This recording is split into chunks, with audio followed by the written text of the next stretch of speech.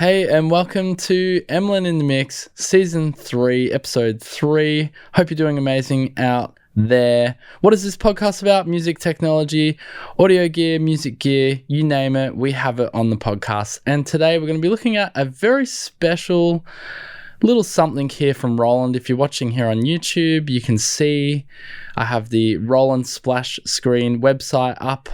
I don't know why I said splash screen, but we just have the website up here. And Roland's celebrating 50 years. Can you believe it? And this, I wanted to show you this or showcase this on the podcast today because this is actually really interesting, really fun. We're going to have a little dive through this. Of course, you can check it out yourself if you head over to roland.com. A little bit light on for the news this week. Actually, what I did want to say is that usually at this time of year, if you remember, not that long ago, before this pandemic, before, I guess you could say, things didn't go as planned. I had a different idiom there for you guys, but anyway, I digress. We had a show called NAMM, which was in Anaheim, California, January, start of the year, and all the big music gear, music tech companies, and just music gear companies would reveal their new equipment, new gear, new hardware, even new software would be dropped at NAMM. And NAMM ceases to be happening anymore at this time of year. And I feel like companies are a little bit maybe not confused, but maybe not sure when to drop new hardware and new software. We are getting hints of new equipment and software coming from various companies. But it is a little bit sad that NAMM is no longer with us. There is Believe in Music, which is not the same thing, but it's a pretty cool initiative because it's encouraging musicians to sort of learn and connect. And you should check out Believe in Music if you want to know more about that. Sort of sprung up from NAMM ceasing to exist at this time of year. But I do know that NAMM, I think is for this year at least, is being moved to when Summer NAMM is, where they have that in Nashville, I believe, which is later in the summer time. So winter time for Australia, summertime for the US. So NAMM, I think, will happen, but it's just later in the year. And the reason why I'm mentioning NAMM so much is, of course, because it is at this time of year, but I'm just letting you know there's not as much news as what we would normally have at the start of the year. But anyway, that doesn't matter because we got this cool thing here from Roland. They're celebrating 50 years, and I wanted to have a little scroll through the website here and talk about it here on the podcast because it's really interesting. And I think what's the most interesting for me is probably the more recent from the 2000s onwards, because that's the stuff I can actually remember. Even we go back to like 2000s, Emlyn in the Mix was not around.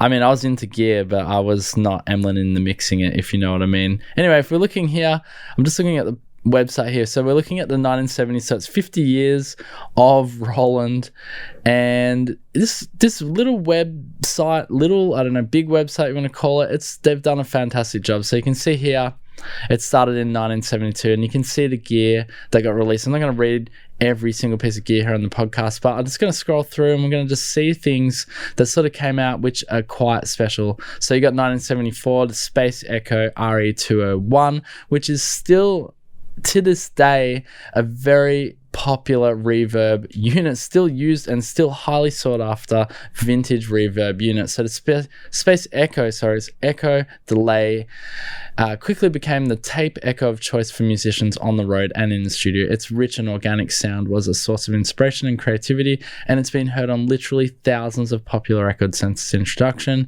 And it wasn't always used for straight echo effects, either by manipulating tape speed and intensity. While signal was present, you could coax a space echo into oscillating and pitch shift for some unreal sound effects. That's if you ever heard like those when the echo sort of like goes that's a really bad example, but the tape echo has a very specific sound. You would have most definitely heard it on many records. And again, this thing has been emulated to the hill. Like, to this day, there are people still trying to get the sound of the Space Echo by Roland. Just one of the most famous sounds. Yeah, I'm not going to try and attempt to do it again with my mouth there. But you get the idea. Hopefully you get the idea. I wish I had a sound sample here for you on that. Right, we keep scrolling through. So a lot was happening, obviously, with Roland. Even since their launch, we can see from even 1972, there's been at least a few products up to 1975. You got a jazz chorus, guitar amp there. Then you've got this thing. This is the stuff I'm interested. This is the stuff I'm interested on Emlyn Mix. Look, I'm not gonna lie.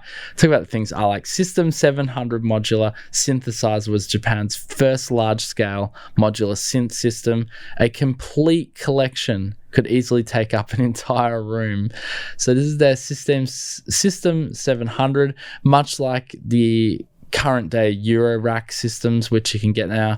Obviously Eurorack is a lot more compatible with working with each other. This was a specific rack system.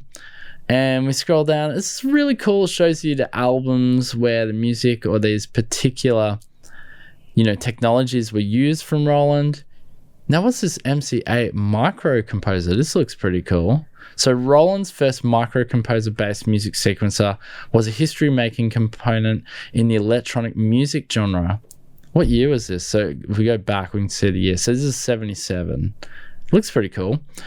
Designed to offer precise control and storage for modular synthesizers, it could even be used to control lighting during live performances. Early users included Yellow Magic Orchestra. I have no idea who that band is. I know there was ELO. Is that them? Yellow Magic Orchestra. No, it's different. Anyway, that sounds pretty cool. And it had the ability to control lighting. That's nice.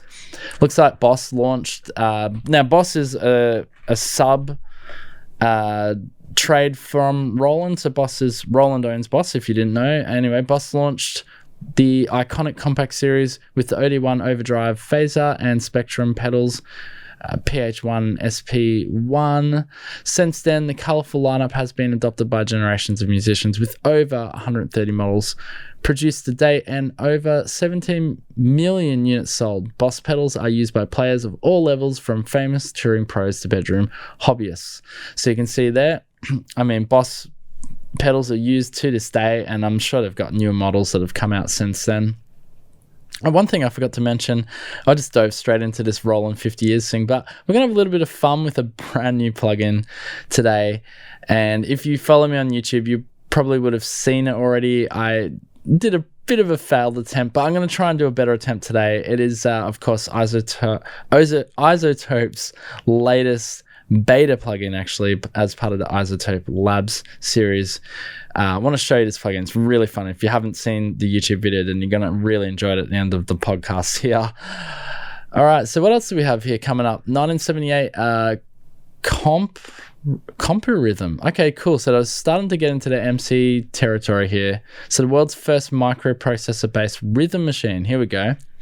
And the first that enabled users to program and store their own drum patterns with its analog sound source and programmable nature. The CR78 laid the foundation for the TR-808, there you go, a few years later, and appeared on a variety of hit records at the time. So they were experimenting with these rhythm computers as early as 1978. Now I'm wearing my Roland jumper today to, of course, celebrate this 50 years, and you can see the albums this is used on here. You got Phil Collins, Blondie, Gary Newman, and a bunch more there. The Jupiter 4, Roland's first polysynth, came out. What year is this? We're still in 78 here. Roland's first polyphonic analog synthesizer, 4 voices, has been heavily emulated in software form of late. The 4 VCO sound in unison mode is superb, and it also has built-in user sound memory function. And then we've got a bunch of albums that was used. I can't play any of these back, of course, for copyright. But you've got Duran Duran, Human League, employing the Jupiter 4 there. Oh, you had the SH09 single oscillator monosynth came out. This is still 78. Wow, they were busy in 78. Pro Mars Cube 40 guitar amp. System 100M. Okay, so now we're in 79. System 100M came out. You had the VP330. They were really going heavy into synthesis or synthesizers this time of year. I suppose that was sort of like the start of, like Silicon Valley was about to take off. You got Apple computers just around the corner, and the nerds, I guess you could call them of the time, really playing with either sound design or microprocessors, microchips, that sort of thing. And it would have been a really exciting time actually to be involved in electronics, and because you're really discovering and creating new things. I mean, these days, I don't know how you could discover and create new things. It feels like almost everything's been done. But this would have been, and you consider going heavily into synthesizers, because you were either doing, you're working on sound or you were doing computers. And, Roland obviously being a music company working on sound here, building a bunch of synthesizers. I haven't seen this thing here before, which is the SDD320 analog stereo chorus. This is 1979, by the way. So also known as the Dimension D, this stereo chorus processor became highly sought after thanks to its classic vintage tone with incredible spatialization and modulation capabilities. I mean, this is where it all kicked off. Really excites me. I love that Roland's put this page together with your 50 years. We can scroll up here. Let's have a quick look at 1980. I know I said I wasn't going to read each individual thing, and I'm not, but there is a lot here, and you can see the page takes a little while to load. But it's a really well done. I was even looking, just before the podcast, I was looking at the newer stuff. So here we're looking at the 1980s. And of course, you've got the very famous TR-808 drum machine, which was released in 1980. Actually, that was earlier than I thought. I thought it was early 80s, not 1980. I thought it was more like 83 or 82. So here we go. It says it's hard to believe that a drum machine from 1980 would still be celebrated today by lovers of culture, music, and design. But thanks to the forward-thinking producers and enthusiastic club-goers, the TR-808 has truly endured, becoming a staple sound in hip-hop and its many subgenres, even going so far as to get regularly name-checked in lyrics. That is true. And you can see a bunch of artists here that have used the 1980 TR-808 drum machine, such as Beastie Boys, Usher. Obviously, these Beastie Boys and Usher are not really 1980. Oh, Beastie Boys were in the 80s. Not so. I don't think Usher. You got Whitney Houston and Marvin Gaye here. And you got the 808 Story. You can scroll down. Okay, then you have the Jupiter 8. That is also a very famous analog synthesizer, polysynth, coming out in 1981. So the Jupiter 8 is an 8-voice polyphonic analog subtractive synthesizer, as Roland's flagship's polysynth. That's true. It was renowned for its rich analog voices capable of producing lush pads and other worldly leads. Its diverse sonic range, dedicated controllers for each sound parameter, and advanced keyboard made it a favorite with the pop stars and stadium fillers of the time. Duran Duran, you've got Talk, Queen, Michael Jackson, all employing the Jupiter 8 analog polysynth. 1980 was really, really made Roland. Like, all these names, these are big heavy hitters. You had the TB303 bass monosynth. This thing became the squelchy acid techno sound. So the TB303 is a machine like no other, with an unmistakable sonic signature brimming with warmth, energy, and character. The iconic silver box defined the acid house movement of the late 1980s. See what I say? Widely misunderstood when launched in 1981, the true revolution began several years later, with electronic music producers rediscovering the quirky box, unleashing the hypnotic liquid sound that captivated a generation. That's right, I don't mention it in this little story here, but when the original idea behind the bass monosynth was to accompany drummers and bands, to have an electronic bass machine and be used as just like a standard pop bass machine. And what they found, I think it had a resonance, so it had a filter cut off with resonance maybe, which is kind of unusual. I don't know if that was a new thing. I could be totally wrong on the resonance filter, but anyway, somehow they worked out. I wish I had one in here because they're just a classic, amazing monosynth bass.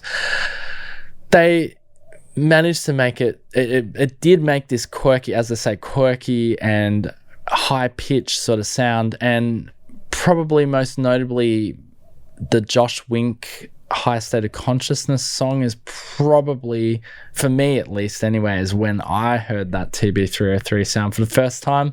If you haven't heard High State of Consciousness by, is it Josh Wink? I think it's Josh Wink.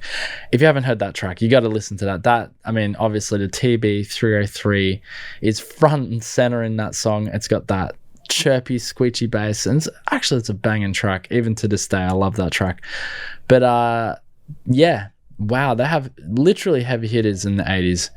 TR-606, they had the Drummatic, Juno 6. Wow, Juno 6 is also a very even popular synth to this day. You cannot find one for under a few $1,000s now. It's very expensive.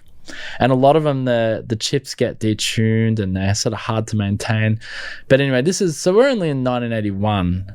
Look, as I say, you got to check this website out for you. I want you guys to discover this for yourself.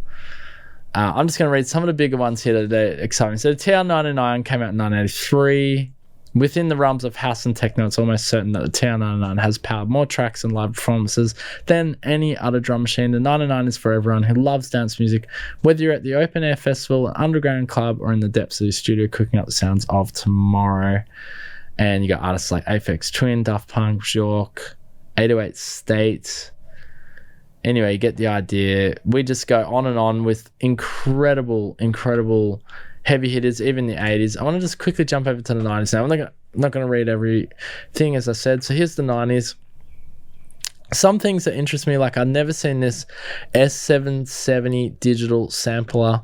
The rack mount S770 supported 16-bit stereo sampling, which would have been pretty good in 1990. That up to 48 kilohertz too, which is very impressive. For a polished and crisp sound, users could adjust the sound via the TVF and TVA time variant amplifier, and the S770 and its lower price cousin, the S750, released in 1991, are renowned for their warm sonic presence and are still valued today. I've not heard of that. In fact, that's interesting. They're using a little color screen here with the sampler. Looks like the loop samplers came out here too as well. The groundbreaking high-end system created a 3D sound space on a regular stereo device.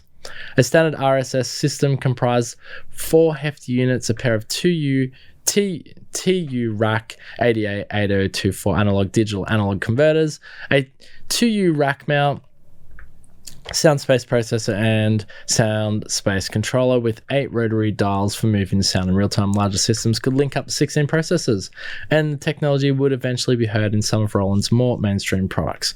Not entirely sure what that is, but if we move along here to 1991, this one here, a heavily emulated, again, amazing sounding synthesizer, JD800 synthesizer, released in 1991. You got Sasha here. Oh, man, do you remember Sasha? Do you guys even... I don't know if how old my listeners are, but you had Sasha. This is the era of, going into techno and trance. Just some cool products. V-Drum. It looks like the compact drum system came out in 92. The world's first complete MIDI drum kits. I had no idea. 1992. Built around the TD7 sound module. With a familiar drum shape and sleek design, the pads allowed easier placement, larger playing surface, and improved triggering sensitivity at lower velocities. So that's the compact drum system, came out in 1992. There's just so much cool stuff here. And here's some of the amazing artists from the 90s. Savage Garden, shout outs Brisbane, Australia. That's where those boys are from. Depeche Mode, Tame Impala, they're also Australian as well. That's not 90s though. Tame Impala's a bit newer. Britney Spears, of course, very 90s. Look at this thing that had Video Kun desktop video. What? Only released in Japan. Okay, makes sense. Roland's first video-related products allowed users to perform sophisticated video editing on their PCs. Very nice indeed. Very 90s. Okay, so this is when I sort of became familiar with Roland. 1996, the MC303 Groovebox. Damn, was that 96?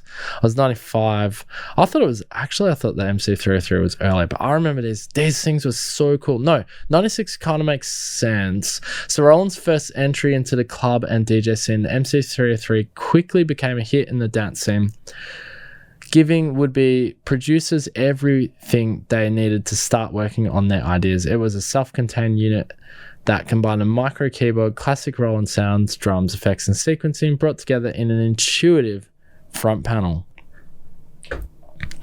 The Magician and his MC303 when he was young. The Magician. Okay, don't know who that is. Moving right along. Just kidding. VS880, JP8000. I'm terrible. I don't know some of these artists. I should know better. I DJ. I should know some of these artists, but I don't. 1997. Wow, look at that. The TD10K V drums. I hope this is not a boring part. I think I should be an interesting podcast. Anyway, this one here, I got to mention this. 98, because I remember I really wanted one of these. This is when I was just really starting. Emlyn in the mix was a little Emlyn in the mix. Now he's getting bigger. And I remember 1998 quite well. The MC505 Groovebox, I really wanted one, but I remember I could not afford one. The MC505 Groovebox built upon the MC303's reputation as a self-contained dance music powerhouse, offering new sound, more control. The revolutionary D-beam, I remember that. You could put your hand up high and then bring it down, and it sort of went depending on, change the expression or whatever. Offering new sounds, more control, the revolutionary D-beam, light sensing control, and a mega mix function for real-time live pattern mixing. I mean, I don't know what I would have done with that thing. I probably would have sold it, which I would have regretted to this day, so I'm kind of glad I didn't get it. But that could be a highly sought after right now. I've never sort of went out to look for any, but I'm sure they're probably some of this vintage stuff. Anyway, so it goes through the 1990s, and it's really interesting, even the 2000s. Let's just jump straight through, because I'll let you guys explore this yourselves. We're not going to check out 2000s and 2010s. Let's look at 2020s though, because even in 2020s, we jump here to present time, and we can see, looks like quite a lot's actually happened even just in the last 2 years. So you got Xenology software, which is Xenology embodies nearly 50 years of synthesizer research and development. Its roots go back to the dawn of synthesis. Its future will reshape your relationship with sound. I remember we spoke about this on the podcast, the FPX F1 Facet Concept Grand Piano. I don't know if that's in production or not. It was a real trippy looking, futuristic looking piano. They've released the Tycho 1 electronic Tycho percussion. We only spoke about this last week, the Aerophone Pro A30 digital wind instrument. I mean, look, we're not sponsored by Roland here on the podcast. Whoa, look at that picture. One of the drummers from Slipknot here. Or the drummer from Slipknot, sorry. Look, we're not sponsored by Roland. I just talk about Roland because I love Roland. Check this out, 2021. Like, this feels like ages ago now, 2021. VerseLab MV1. We spoke about that.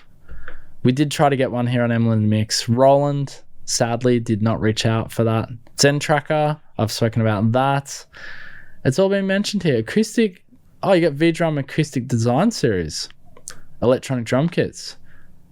This is the top-of-the-line V-Drum Acoustic Design Kit featuring digital snare, ride, and hi-hat pads that bring ultra-detailed playability to the three most nuanced pieces in the kit. The next-generation TD50X module provides unmatched tone, feel, and response, coupled with deep editing tools to fully personalize your sound and pro connectivity to take on any playing situation. That's a nice-looking drum kit. In fact, if I'm not mistaken, it does look like a traditional drum kit, but if I'm not mistaken, this is supposed to feel like a real drum kit, because I know that there is quite a difference from an electronic drum, playing with electronic drums, and playing with an acoustic drum. I haven't actually seen that.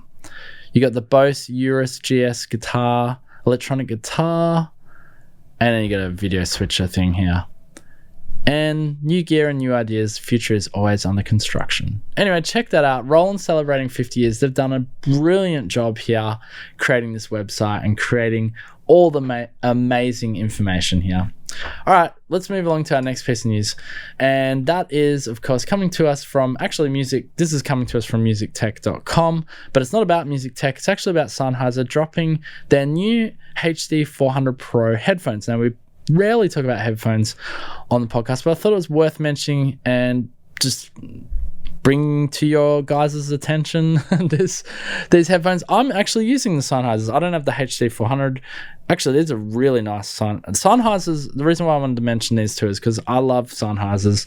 They're sort of like headphones you can wear all day, and they don't wear or give you fatigue. Like, the sound is not colored. It's not compressed. It's just a very neutral, and to be honest, I forget I'm wearing these headphones.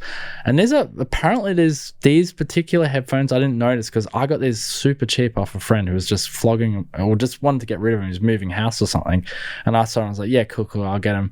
And then I remember I was pretty bad. Like I didn't pay him for a little while and all sorts of stuff. But I paid him, but I was a bit lazy with it. And I didn't really think much. I didn't know about these particular Sennheisers. These are I think they're the HD598 or something. They're like got the wood, maple, and sort of cream color. I don't really like the aesthetic, but apparently these are highly sought after by audiophile. For not only for their aesthetic but their quality and sound, and they are pretty nice, very comfortable, very, very comfortable, like a very soft velvety sort of ear, closed back, but it's they're not noise cancellation, which is good, so you can sort of hear what's going on in your environment.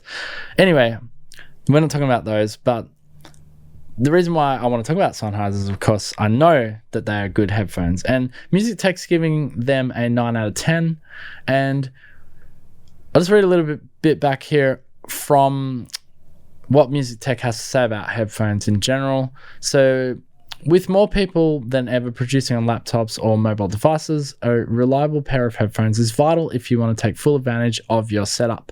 You may well have a solid pair of speakers, but you'll need headphones for mic recording, checking mixes, working at night, and podcasting, and working in different locations or on the move. As impressive as wireless headphones have become, those relying on Bluetooth have too much latency to be useful for live recording.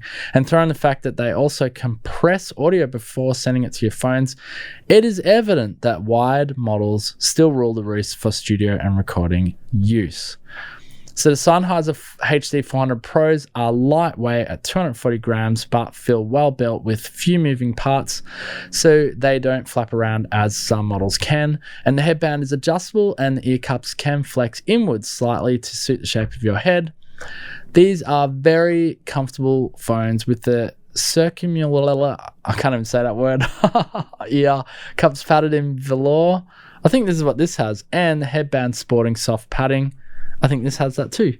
When worn, they grip your head firmly but comfortably and are excellent for long sessions, neither fatiguing nor overheating your ears. That is very true. They sort of have like a, I don't know, it's like there is circulation of air that comes through as well. Not air conditioning or something, but anyway, check them out. Sennheiser just dropped them, HD400. I'm going to check these out, Pro Studio headphones. I prefer this color too. Like if I was going to get a new pair of headphones, I definitely would like to have a listen to these.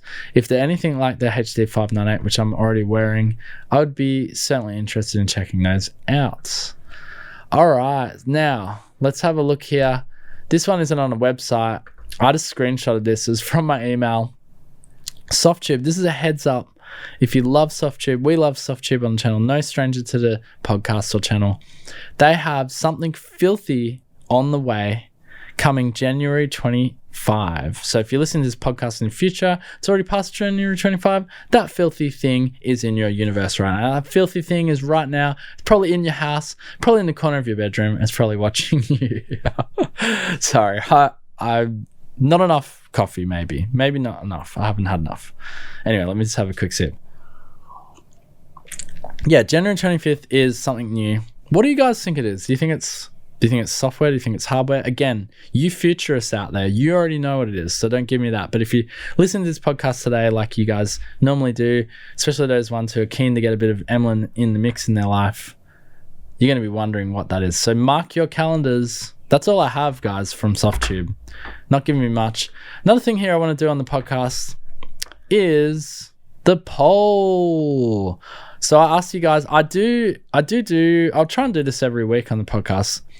I do a poll pretty much every week. This one was interesting. So I asked, you have to give up one of these mixing tools forever. Which one is it? And our options were compressor, EQ, reverb, or delay. Now this, wow, I'm a little bit, to be honest, I'm shocked. So 36% of you chose you'd give up the compressor forever. No compressor. I can't get my head around that. I don't think I could do that.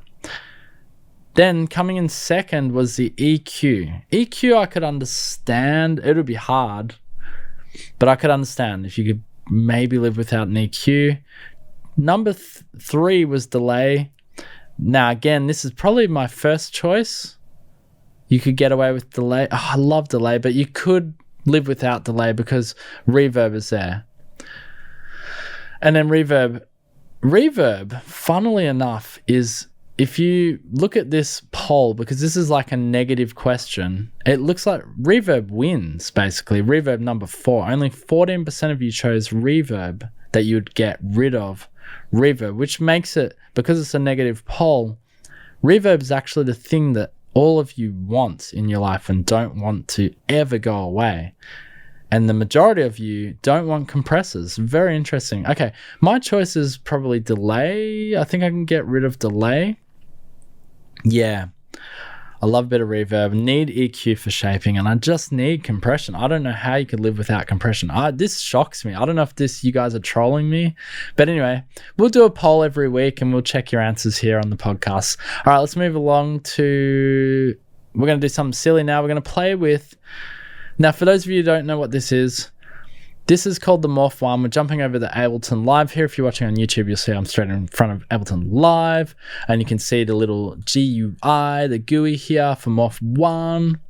So, what is Morph One, you ask? So this is a beta piece of software from iZotope. So this is not publicly released or anything like that, although it is, if you are part of the iZotope Pro membership, which is an ongoing monthly subscription, you do have access to this via a thing called iZotope Labs. And where iZotope Labs is where iZotope are going to sort of release new beta sort of software for you guys to test out and have a play with. And Morph One happens to be, I think it's the first product in their lineup on iZotope Labs where you can play with some beta software. Now, keeping in mind that it is beta, it is in testing zone. There are quite a bit of things and nuances and things that need improvement, but overall it is an impressive piece of software, and the concept of the software is really good. Now, I did a video on this the other day and I played with it, and one of the comments was pretty interesting in that video, where one of the viewers actually said, if you were to pitch correct what you're inputting, because you're using your mouth, right, to make the instruments, or make the music with your mouth, basically, which the whole idea, I love the concept. It's like you have the idea in your head and you're just getting it out into audio form. But, there are certain particular ways that instruments are played, like bass, you can do finger slap. There's all different ways you can play. And saxophone, I'm sure there's a certain way that you play saxophones to get the expression and that sort of thing. So I don't know with my mouth how to get those expressions. So that's where Morph One, I found it a little bit difficult getting these instruments to sound realistic.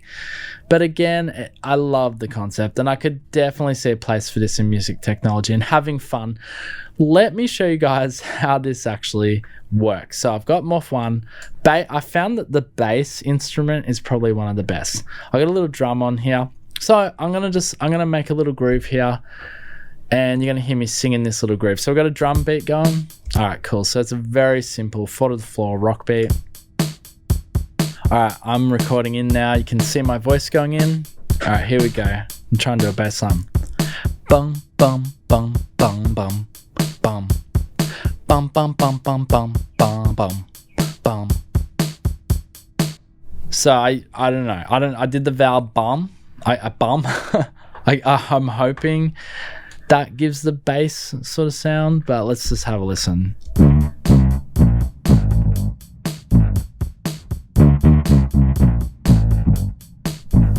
I mean, it's not bad. Bar some of my timing, it's not bad. I mean, we can obviously, good thing about Ableton is you can do a bit of time stretching, you can get these things right on. If we want it to be like really finicky, I don't mind a bit of the human feel, but I guess I'm going for a more, computer thing. Want to get that sounding really good. Let's have a listen back. I want to put on complex pro, sorry.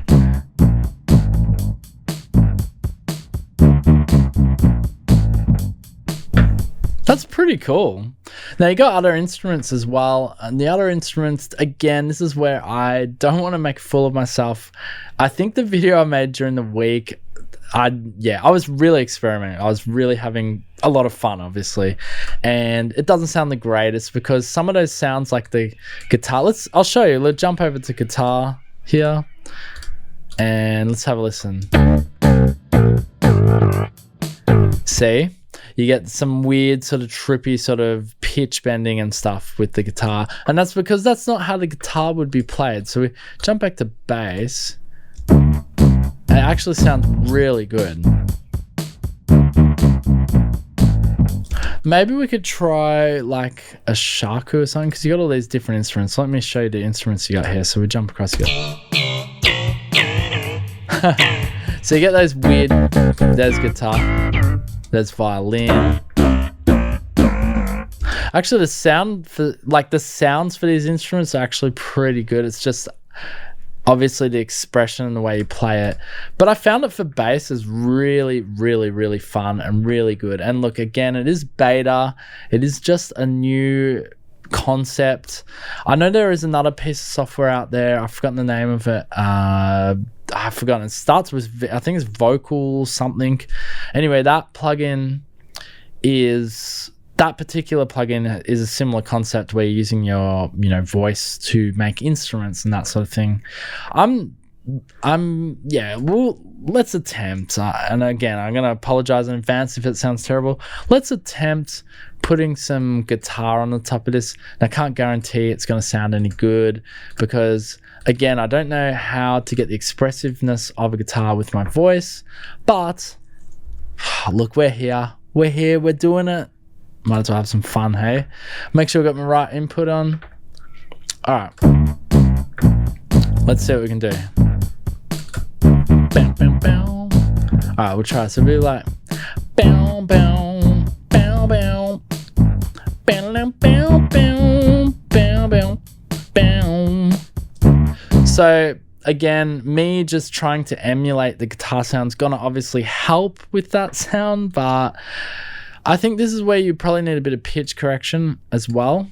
This is where pitch correction would help. And as that viewer said in that video of mine that I did, I think that's where it would help. But we're not going to do pitch correction for this. We're just showing you quickly.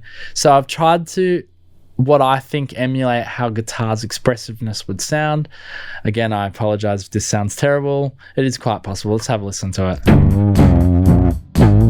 So we need to go up an octave. It's a bit low.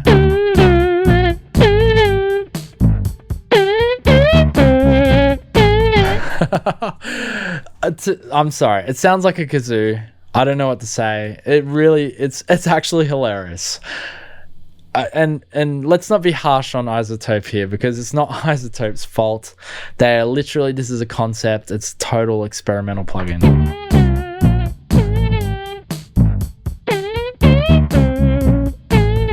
Actually, when I held that note, it kind of sounded realistic. I tried an octave down.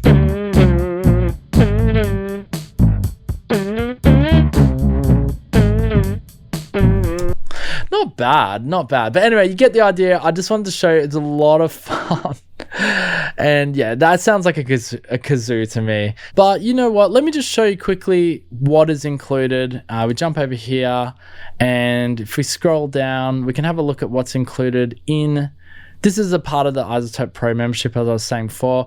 And what's included is you get RX Pro for music, which is you get a crystal clear sound for every track in your mix, remove unwanted noise and repair damaged audio fast and with ease. You get Ozone Pro, which is fantastic. I think I was using Ozone since Ozone 4. You get your music ready for streaming, achieve a colorful, dynamic and competitive master for your songs in any genre. Neutron Pro, which is sort of like a mixing tool assistant. Nectar Pro, which is for vocals. Again, Neoverb Pro, which is a reverb. Vocal Synth Pro, which is creative sort of vocal effects. Tonal Balance Control Pro. Insight Pro. Now, Tonal Balance Control Pro is overcome your listening environment, get a balanced mix that translates to your audience. Reference genre targets or your own audio files against your mix. That's pretty cool. Insight Pro, I love Insight Pro. It lets you visualize your mix. You can look right into it, see where the EQ is going, stereo mix, so forth. and a bunch of other things here. It also includes Melodome 5 Essential. Look, I know in the past I haven't condoned getting subscriptions. Not that I'm against subscriptions. If that's not your thing, then that's fine.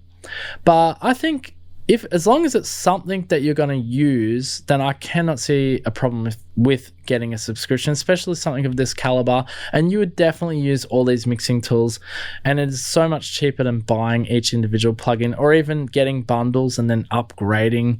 I think this is a much cheaper way to go. I think my stance on subscriptions is more along the line of, having too many subscriptions, or when you have heaps of subscriptions and you're not managing them, or you're not even using the software. I just think that's when it's a real waste. But if it's something that you can, go head first, I think the subscription is a very good thing. You also get this included in the iZotope Pro membership. You also get a bunch of tutorial videos from really amazing artists and teachers here that can show you how to use your plugins as well. Anyway, worth checking out as part of that if you're interested in what I just showed you there with iZotope Labs and Morph One. Anyway, guys, that's going to have to do it for today's podcast. I hope you enjoyed it today, and we'll be back next week with episode 4 for season 3. Hope this has inspired you in some way to check out some cool gear and just read about music technology, where it came from, just understanding where I guess music and audio gear has sort of started and where it is going. It's really exciting. I love telling you guys these stories. I hope you're enjoying the podcast. I really enjoy doing also that poll with you guys. And yeah, if you want to reach out, emlyninthemix@gmail.com. If you enjoy the podcast, you want to shout me a coffee, support link below in this video and also in the podcast description. If you want to leave feedback for this podcast, you've been listening to this podcast now for 103 episodes and you're like, damn, son, you're working hard there, boy. I want to give you some feedback. Then you do. Give me the feedback, boy. If you're still watching this or you're listening to this podcast, damn, son, how did you make it this far? No, just kidding. You made it this far. You deserve a cookie of some kind. I don't know, chocolate chip cookie, sugar-free. Let's keep it let's keep it diabetic. Wow, I am super actively hyper for you guys. All right, I'm out of here. This is going nowhere. You guys rock. Thank you so much. Peace out.